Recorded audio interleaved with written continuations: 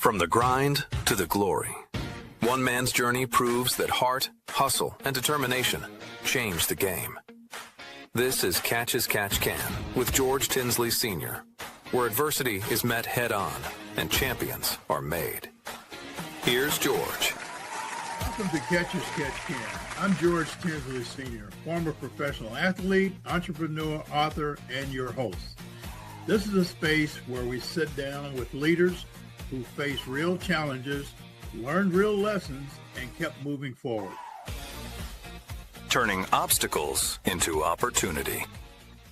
Joining me today is Rennie Curran, keynote speaker, leadership coach, author, and CEO of Game Changer Coaching. A former UGA All-American, NFL linebacker, and multi-Hall of Famer, Rennie translates his athletic and business background into high-impact strategies on leadership, teamwork, and overcoming adversity. He is the author of Free Agent and founder of the Game Changer Foundation, which mentors student athletes nationwide. Rennie, welcome to our podcast. Thank you so much for having me, George. How are you? We're glad to have you. Rennie, this is Catch as Catch Can, where we talk about our guests speak about their turning their obstacles into opportunities in life that have helped them get to the point of success and where they are. And today, certainly we welcome you on to give us insight into yourself and what you've done and how you've gotten to the point of where you are and how you're reaching out and helping others be successful. So why don't we just kind of start off and tell us about your early beginnings growing up in Atlanta, Georgia, and as an immigrant coming over. So let's kick it off. Yeah, first and foremost, man, I'm honored to be on your show. Thank you for everything that you do to promote leaders like myself, and then everything that you've been through as well as a leader and just building. I know it's not easy at all. And, so first and foremost, just want to give you the acknowledgement, for your journey. Thank you. Yeah, man, for laying the path. So for me, man, my journey has been a crazy one, but I'm extremely thankful. Both my parents came to Atlanta from Liberia, from West Africa. My mom came first, and she got a scholarship to Emory in Atlanta. She was a nurse, and so she came to get her master's in nursing and ended up working at Grady Hospital, which if anybody's listening from Atlanta, they know exactly where Grady Hospital is. It's one of the toughest places to work. My dad came after she had finished getting her master's and starting her career, and he picked up a skill, just like a lot of immigrants do when they navigate to new places. And that skill was shoe repair. And so he ended up buying into a shoe repair franchise. He was a full-time entrepreneur, wore every single hat. The manager, the accountant, the customer service guy. He wasn't very good at that. He cussed a lot of people out. But my earliest experiences were just seeing their sacrifices, how hard they work, how they would just take nothing and make something out of it. And then there was a civil war going on in their home country in Liberia at the time that I was born. Over 400,000 people lost their life. Millions became displaced. So I saw them both step up as leaders and really help the family. I mean, they were both the oldest in their families. And so we were in a 3-bedroom apartment at this time. And so I'm just seeing uncles, cousins, family, friends come in the house. Food is always in the fridge. Home is always open. I'm sharing my room, sleeping on the floor. So my uncle or cousin can have the bed. Like that was my earliest beginnings. And it taught me so much. They didn't have to tell me about work ethic or about faith, about humility, about giving back, about being selfless. I saw it firsthand. That was interwoven into who I was. And so about 10 years old, we moved to Gwinnett County, which was about 30 minutes from Atlanta. And that's when I started playing the game of football. I'd always played music. My mom was unlike a lot of parents. Instead of just throwing me in a sport, she actually got me playing the piano first.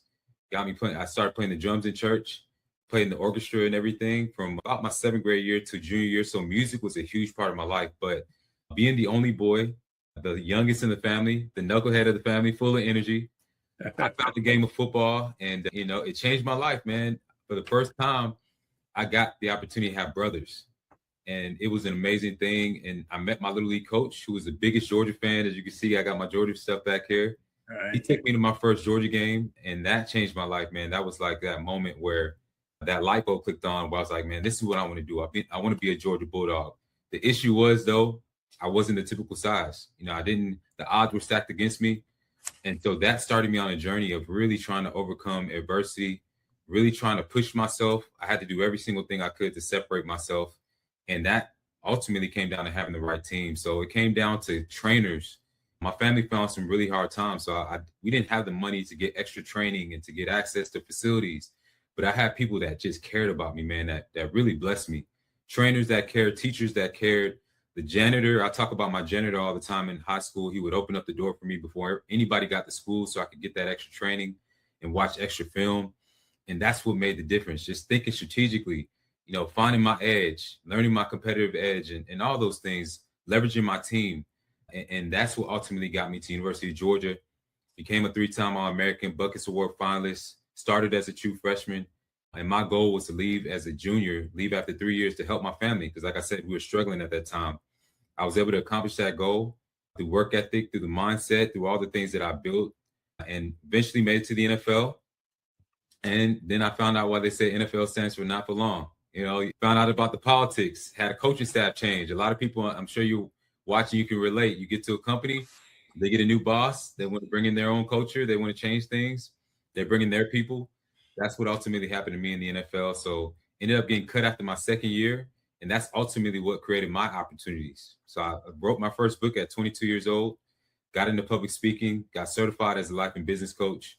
I ended up doing all that while I was still playing in the NFL and eventually the CFL. So I went on to play with the Titans, the Buccaneers, and the CFL with the Edmonton Eskimos and the BC Lions. And then by the time I was done in 2017, I tore my patella tendon. I'd already built my career in my business as a full-time keynote speaker, doing corporate training, conferences, executive coaching. I work with companies like Coca-Cola, Chick-fil-A, Equitable, Fidelity, government associations, healthcare associations. And so that's what I do now full-time. And I'm extremely honored and blessed to do what I do, pouring into others, helping high performers transition into high-performing leaders, because there's a difference. And so that's a lot of what I talk about. And then also helping teams to become the best version of themselves, building the right culture, getting rid of those silos that kill collaboration, and really just help improve organizational performance. Okay. Rennie, I tell you, man, I'm listening to your story, excuse me, and there's some parallels in my story is with respect to when I came out of college. I was drafted in both the NBA and the ABA, but being poor and just stepping in, the ABA was offering money, even though the NBA was a more established league. I jumped for the money and went into the ABA, and of course, career not being as long as I had anticipated it being, but all of those growth experiences that you have and going through all of this really helping you and preparing you to step out to the next position. Going back to your situation, you kind of walked us through how your family came together, supported one another, and then you guys moved to Gwinnett County, a little bit outside of the city of Atlanta, and continued your athletic growth and so forth. Was there any particular individuals or groups that really kind of helped you along during that path? You mentioned that you were the janitor opening the gym and so forth. Tell us a little bit about that. Oh yeah, 100%. I mean, there are so many people, and I really get emotional every single time I think about it, because I was a kid just like many other kids who, had a dream, had a goal, but nobody had to do anything for me. Nobody had to go the extra mile or stay late or point to me or invest in me. The first person, like I mentioned, my little league coach, Ronnie Benton, he, somebody who I still talk to this day. All the people who've helped me along the way, I still talk to them unless they passed away. He actually, like I mentioned, he took me, like my first spring break was with his son, JT. His son played quarterback, I played running back. First spring break vacation was with his family. He just took me in like his own son. He paid for me to get training.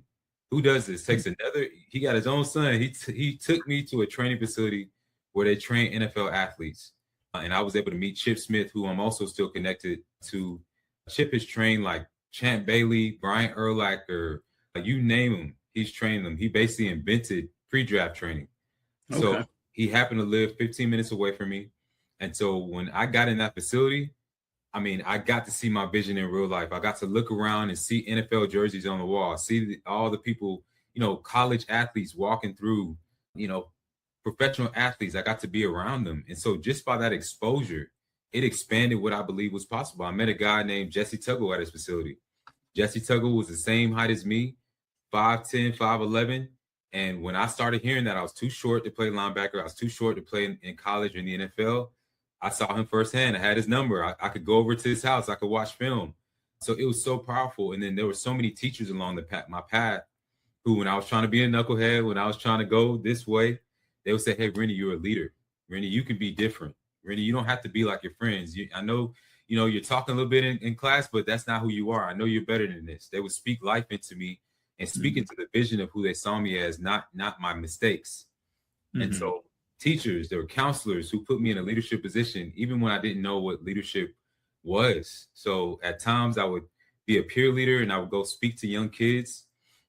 And all these experiences expanded my belief in myself and my perception of myself. And then as I got to, college and started to think about college, there was a guy who was already at University of Georgia. And this is, for those of you all who are listening, who are trying to become entrepreneurs, who are trying to get to the next level in your life, you don't always have to recreate the wheel. Leverage your connections, leverage your low-hanging fruit. So for me, that was somebody who was already in the organization. He was already at University of Georgia. His name was Des Williams. So I would reach out to Des. I wasn't even on their radar. And Des would say, hey, come to practice. He wouldn't even have to tell me. I'm already going to practice. I'm like, hey, I know Des. I'm using his name. And I would go to practice at 14, 15 years old. My little league coach would check me out of school. And we would drive an hour to Athens. And I would just be on the sidelines. I'm meeting the head coach. I'm meeting this person. Half the time, they're like, who's this little kid walking around? Who's this young guy? Isn't he supposed to be in school? I didn't care. I was going there. I was letting my face be seen. I was being hungry. Even before they offered me anything, I was going there. And then I would come back and I would go to work, putting that weight on, getting there early. Like I said, Mr. Poole is my janitor. And like I always talk about him because you never know who God can use to open up doors for you. And right. So he's not there early. I'm not getting in that facility. He will be there every single time. And I developed a great relationship with him. He passed away about 4 years ago. But at all those little moments, the lunch ladies, I tell even my lunch ladies, they saw how hard I would work. I would treat them with respect. I would give them hugs, ask them how their day was. And when I was on free reduced lunch meals, they would give me extra food. So when I was trying to get my weight up, get to 215 pounds, they would give me an extra juice. They would give me an extra sandwich. They'd be like, hey, don't tell anybody. And they helped me, so it was a community effort, man. And I'm blessed. My church home, I could go on and on. Yeah. So many people made a difference.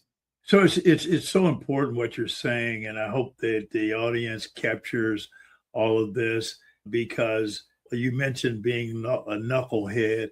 I don't see that as being what a true hard head, knucklehead, but what were some of the key things that kept you out of wanting to be a young man and having your own mindset, but also having that ability to listen, to open yourself up to people advising you and not seeing you as a knucklehead that they didn't want to talk to? Was there something about your early beginnings? Was there something about you that kind of opened it up to where the lunchroom ladies, the teachers, the coaches saw something in you that made them want to help you out? Man, without a doubt, it's humility. Mm-hmm. Yeah, without a doubt. And that's something that I learned from my parents, was respect. A lot of the Liberian culture and what we talk about and what is taught to you and instilled in you and modeled is all about humility, respect. One of the core actions related to that is speaking to people. So it is seen as disrespect. If you walk into a room and you see an elder and you don't speak to them, you don't acknowledge them, it's gross disrespect. It's not just respect. Disrespect is gross disrespect.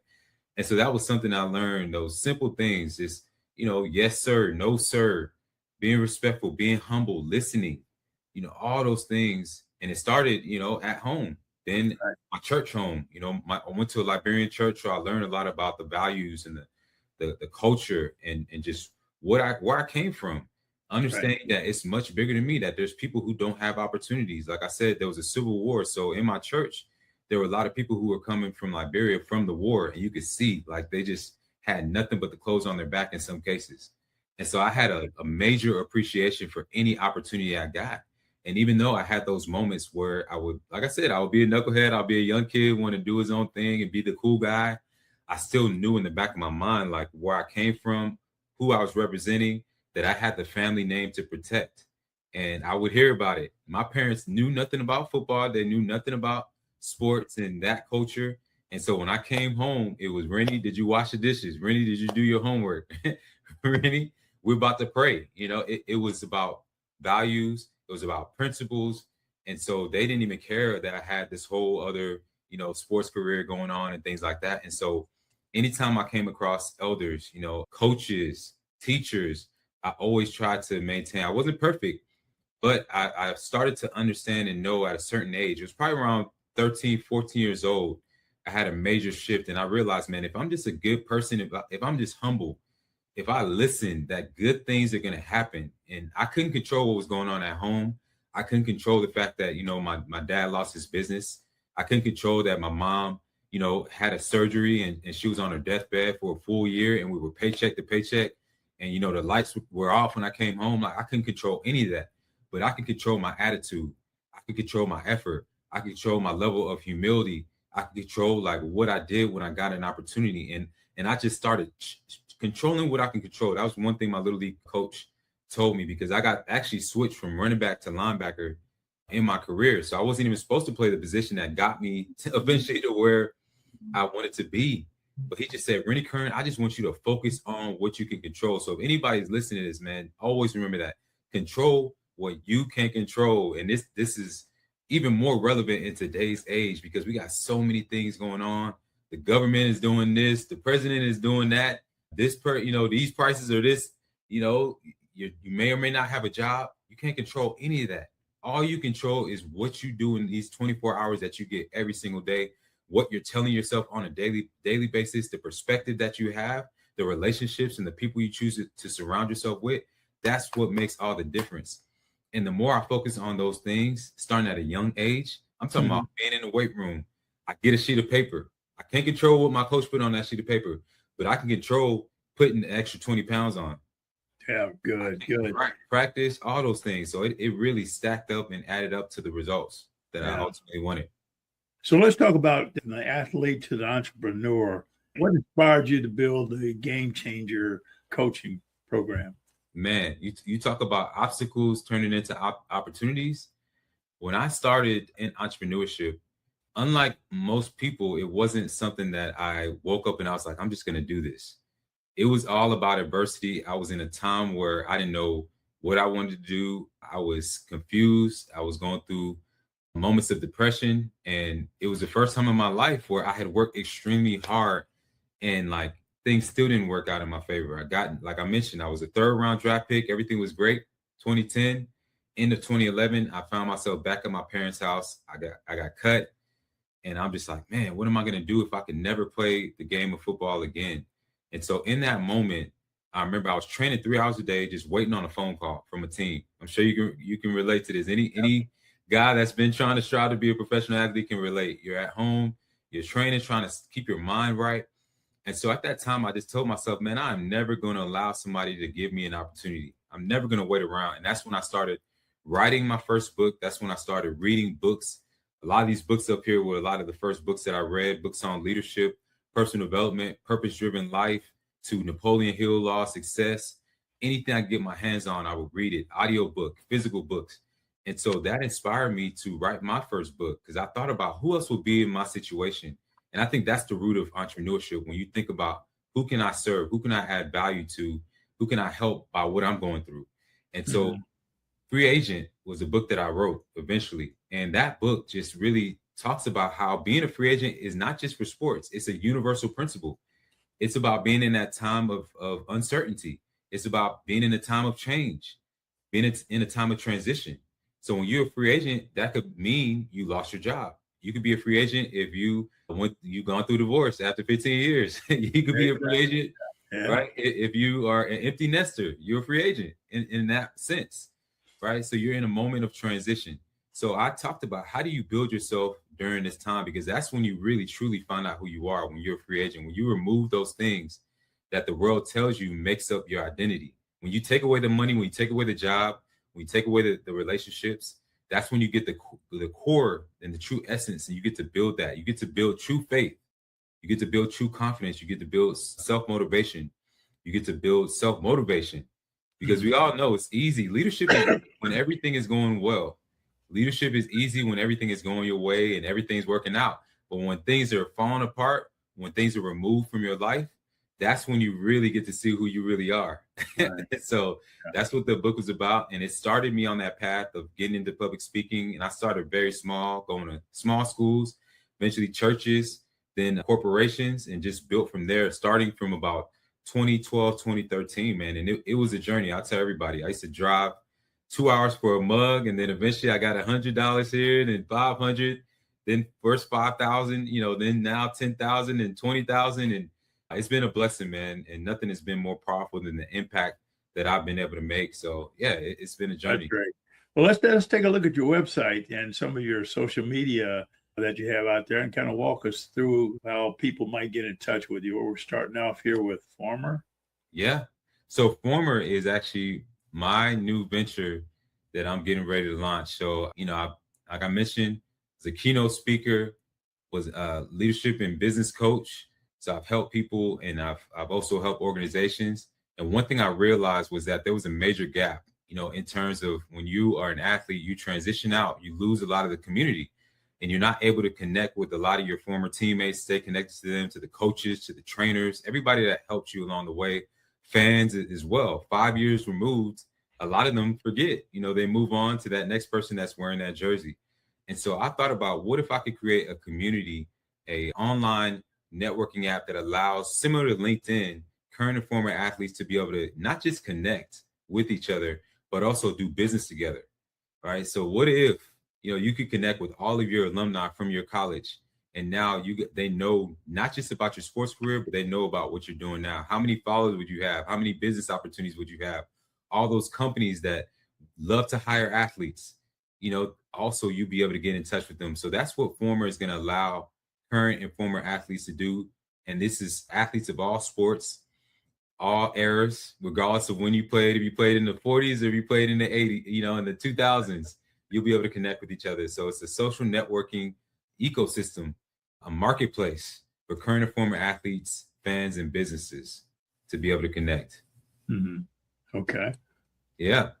What else? There we go. Yes. And then this is my website, renniecurran.com. If anybody's trying to get in touch with me, whether for a keynote presentation, like I mentioned, corporate training, I do coaching as well for any of those who are looking to become a public speaker, or you're looking to just become that high performing leader. You need help with just being consistent, goal setting, getting clarity. I help with that too. So yeah, feel free to reach out to me. Those are some of my past clients and just some of my stats. But I absolutely love what I do, man. Like I said, I've been able to work with so many different organizations. And the beautiful thing about sports and the principles from sports is it translates, into any industry, especially when you talk about leadership and teamwork. I call them people problems, right? As long as you got people and you got resources, there are going to be challenges, whether it's leadership, people coming together, and people staying together and operating at a high level. Okay. And this is Facebook, and yes, sir. Yes, sir. So that's my most recent post right there. Talked about my grandparents. This is the sacrifices that they made. They were both the first in their families to be educated. And I think about that all the time. If they hadn't made the decisions that they made, and same as you, guys like yourself, man, who laid the path for guys like myself. So I'm extremely thankful and honored. But yeah, this is my Facebook. I'm on Instagram as well, Twitter, all the platforms, YouTube. And I really just try to share content that adds as much value as possible, that inspires, that empowers others. So feel free to follow me and let me know if there's anything I can do to support. Right. And your books, what books do you have out there today? Yes. So I have 2 books. So I already mentioned Free Agent, and the subtitle is Overcoming Times of Adversity and Times of Change. And then the second book that I wrote actually is with my daughter. So it's called What Does It Take to Be a Star? Yeah, my daughter, she was about 8, 9 years old when we wrote that book together. Now she, believe it or not, is about to be 18 this year. Wow. It's unbelievable. Yeah. So she was born my sophomore year at University of Georgia. So that's my most important job right there, is being a father and everything. She plays volleyball. She's trying to be a collegiate athlete. She's in the same grind that I once was. Congratulations. And yeah. So I'm blessed to be a father. And I was able to show her through writing that book the power of entrepreneurship, the power of taking an idea and creating something from it. And so she's been also speaking as well and just putting her brand out there as she's building her athletic career as well. Super proud of her. So do you still live in Atlanta, in the Atlanta area? Yes, sir. I'm in Atlanta, Georgia. And yeah, born and raised. I don't think I'll be going anywhere else anytime soon. This is where my brand is strongest. Got all, tons of relationships. I host networking events out here as well. And yeah, so. Great area to be from. Oh, yeah. Well, Rennie, I think we have greatly enjoyed having you on the program today. It's very, very insightful. Your career journey from youth to where you are today is really outstanding. So I want to wish you all the success in the world, man, and continue to do what you do, inspiring others and reaching back and pulling others along your way. Great principles in your life, and you're doing a real bang up job. So we really have enjoyed having you on the program. I'm sure we could go on and on and on just listening to you. But thank you. We really appreciate you being on the program. Yes, sir. Thank you so much for having me, George. And I'm excited to be on this platform, but not only that, just staying connected to you, man. And I hope that you'll be able to join Former eventually. I really think it's gonna continue to, really build opportunities, man, and create those connections, and hopefully we can keep this thing going. Wish you could love to see Catch Can on that shelf back there behind you. Yeah, we got to get that. Got to get that on there. But it's been a pleasure, young man. Yes, sir. So I think that's a wrap for the show today, and we really appreciate having Rennie Curran on the show. For those of you who are listening in, please go out on his social media networks that he's just listed there and get in touch and see where his skill set might benefit you and in the things that you're trying to do in your life. So thank you and good luck. This has been Catch as Catch Can. The game isn't over. Your success story is just getting started. Head to tinsleyspeaks.com for exclusive content, resources, and opportunities. Catch as Catch Can with George Tinsley Sr., a production of Live Stream Editors.